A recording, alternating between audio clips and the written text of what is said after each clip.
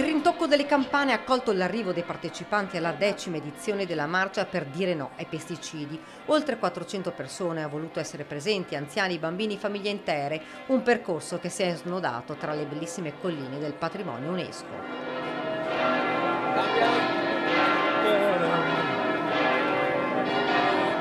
Certo, questo è patrimonio UNESCO, noi abbiamo problemi anche più gravi nella zona del Valpolicella, zona del Custozza, zona del Soave, zona del Bardolino, stessi problemi, e anche nei meleti della Bassa Veronese.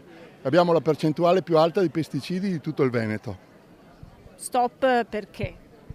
Perché? Perché ormai è assodato che sono cancerogeni e creano comunque grossi problemi alla salute, e perché c'è bisogno di un cambiamento. Sono arrivati da tutto il Veneto, ma anche dal Trentino, per manifestare contro i pesticidi, slogan, cartelloni, una marcia che è partita da Cison di Valmarino ed è arrivata fino all'abbazia di Follina.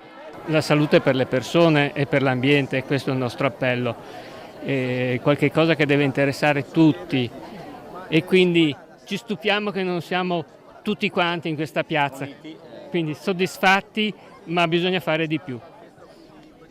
Siete in tanti, ma servono ancora più voci. Pochi ma buoni.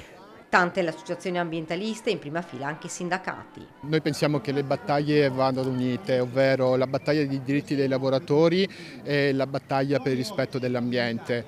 Noi oggi stiamo assistendo a due fatti ben precisi, ovvero la violenza perpetrata all'interno di questo territorio, all'interno dell'ambiente circostante, con la monocoltura della vigna e l'utilizzo massiccio di pesticidi per maggiori rese. Dall'altra parte abbiamo lavoratori e lavoratrici sfruttate nei campi che sono attori di una filiera che di fatto svilisce l'agricoltura, non rispetta i diritti dei lavoratori e non rispetta l'ambiente. Un'agricoltura senza pesticidi per salvare l'ambiente e la salute della gente. Perché si passi a un'agricoltura più attenta al territorio, in cui quella che è l'attività economica non vada contro quella che è la salute dei cittadini. Vediamo tanti bambini giovani.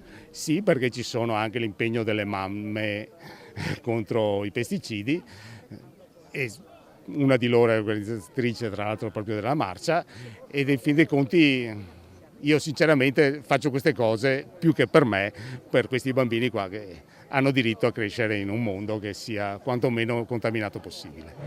Veleno, 1000 km di distanza